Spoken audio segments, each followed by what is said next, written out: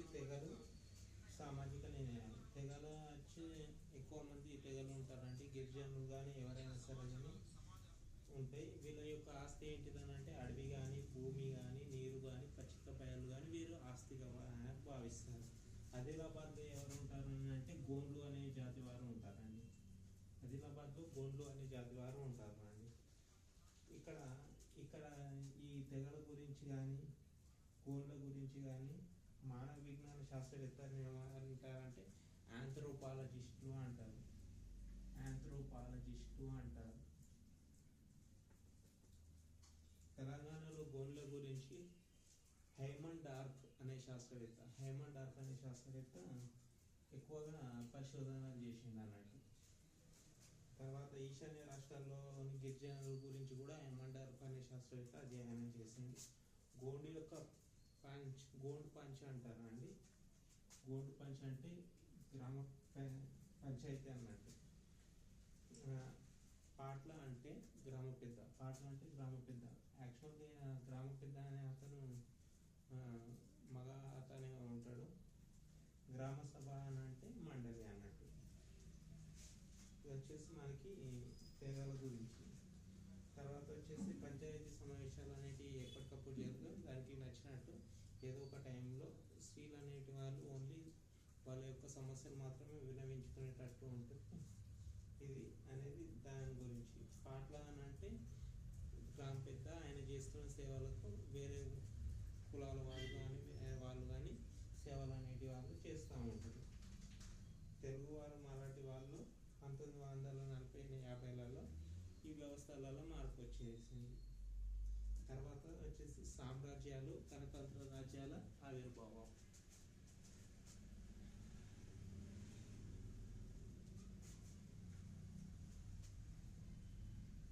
సామ్రాజ్యాలు, గణతంత్ర ఆవిర్భావం.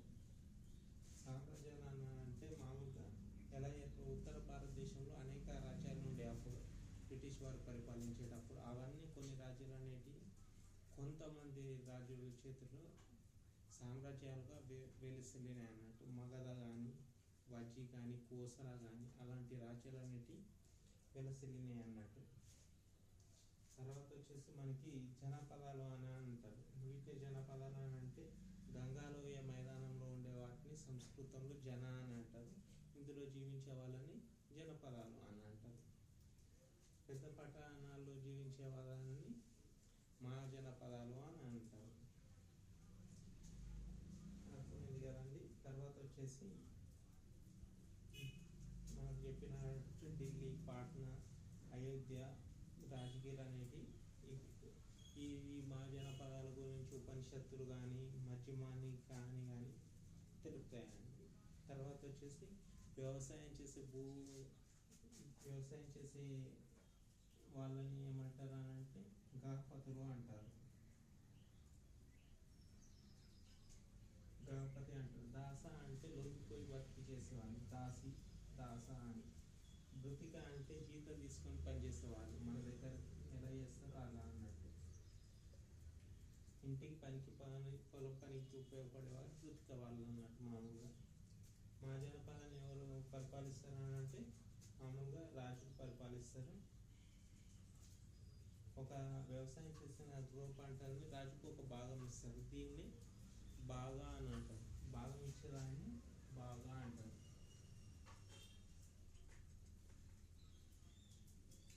మగధ అనేది ఒక బలమైన రాజ్యం అని చెప్పుకున్నాం కదండి. ఇక్కడ యాక్చువల్గా మగధ రాజు ఫస్ట్ బింబిసారుడు ఉంటాడు. అతని యొక్క కొడుకైన అజాతశత్రువు తర్వాత వస్తాడు. వీళ్ళు దక్షిణ ప్రాంతంలో ఇనుప ఖనిజ నిక్షేపాలు అనేవి చాలా ఉంటాయి మగధ రాజ్యంలో. తర్వాత వచ్చేసి ఇందులో వచ్చేసి మగధ రాజ్యంలో బలమైన రాజు వచ్చేసి మహాపద్మనందుడు. ఇక్కడ ఇతని కాలంలో ఇతని రాజ్యం అనేది వాయువ్యం నుంచి ఒడిస్సా వరకు కూడా విస్తరించి ఉంటుంది. తర్వాత వజ్జి, నెక్స్ట్ రాజ్యం వచ్చేసి వజ్జి.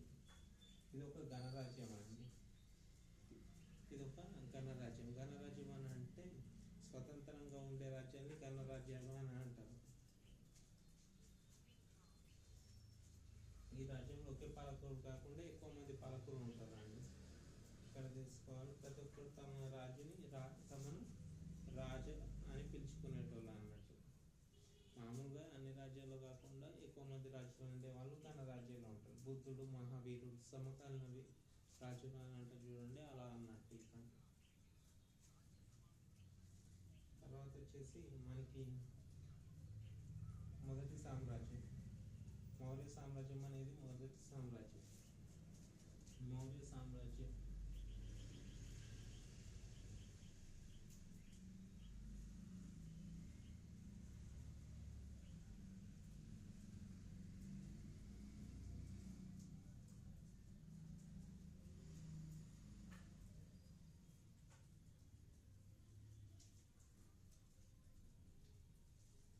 సామ్రాజ్యం అనేది మొదటి సామ్రాజ్యం అనండి.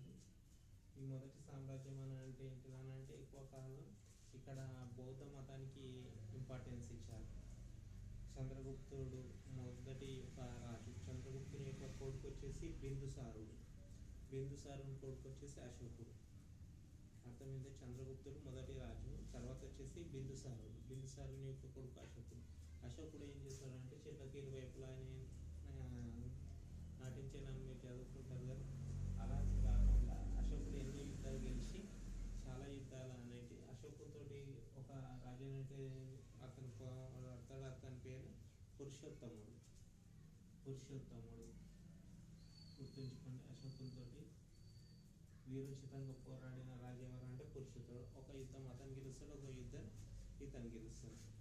తర్వాత వచ్చేసి ఒక టైంలో 490, 467 ఆ కాలంలో క్రీస్తు శకంలో ఏమవుతుందని అంటే అశోకుడు ఆ యుద్ధంలో జరిగిన తీవ్ర నష్టాన్ని చూసి, ఆ శవాన్ని చూసి అశోకుడు శాంతిని కోరుకుంటాడు. ఇది అనేది మౌర్య సామ్రాజ్యం గురించి.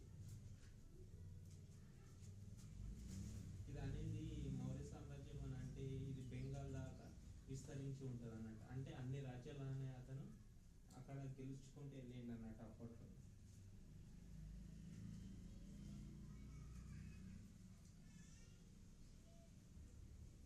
చంద్రగుప్తుడి మంత్రి ఎవరని అంటే కౌటిల్యుడు. కౌటిల్యుడు ఏం రాసిండు అని అంటే అర్థశాస్త్రం. ఇది కూడా తెలుసుకోవాలి. మెగాస్తనీస్ కూడా మెగాస్తనీస్ ఇండికా అనే గ్రంథం రాసింది. తర్వాత మనకి శాతవాహనులు వస్తారు. శాతవాహనులలో మనకి కోటిలింగాల రాజ్యం ఉంటుంది కరీంనగర్ జిల్లాలో. ఇక్కడ మనకు తెలంగాణలో ఉంటుంది. ఏంటిది మన బోధన్ దగ్గర ఒక రాజ్యం ఉంటుంది.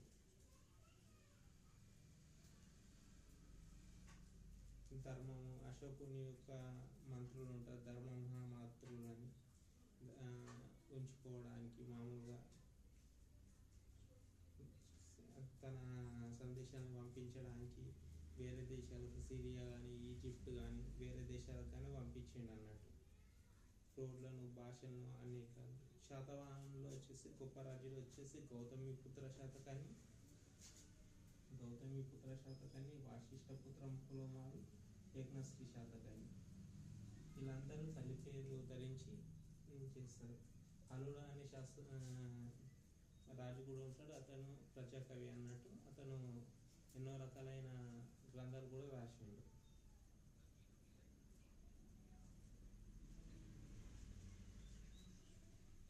తర్వాత వచ్చేసి బౌద్ధ ఆరామాలు. కొంతమంది రాజులు ఏం చేస్తారనంటే వీళ్ళు బౌద్ధ మతాన్ని ఎక్కువగా చేసేసి బౌద్ధులు ఉండేందుకు ఆరామాలు కానీ విరామాలు కానీ అంటే ఉండడానికి చేస్తారన్నట్టు. ఇది భూములను దానంగా ఇచ్చేది అక్కడ కామన్ అయిపోయింది. ఎందుకనంటే అక్కడ హిందుత్వం ఉన్నప్పటికీ వేరే మతాలకి ఇవ్వాలని పక్షపాతం చూపెట్టద్దని అప్పుడు బౌద్ధ మతం అనేది అప్పుడు వెలుగొందింది అన్నట్టు శాతవాహనులు. అప్పుడు నల్గొండ దగ్గరలో కానీ ఇక్కడ మన విశ్వవిద్యాలయాలు కానీ, తక్షశిల విశ్వవిద్యాలయాలు కానీ అవన్నీ నెలకొల్పారు అన్నట్టు.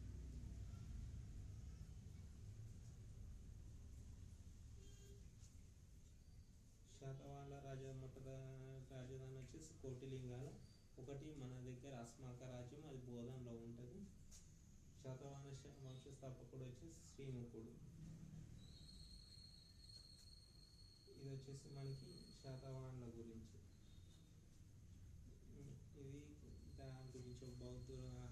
లాస్ట్కి వచ్చేసి ఒక రాజు ఉంటారు, అతన్ని చంపేసి మనకి నెక్స్ట్ విష్ణు కుండియంలో వేరే రాజులు అనే వాళ్ళు పరిపాలిస్తారు. ఇది సెకండ్. క్లాస్ నచ్చితే ర్యాపిడ్ రివిజన్ టెట్ కోసం subscribe and share and like చేయండి. Okay, thank you.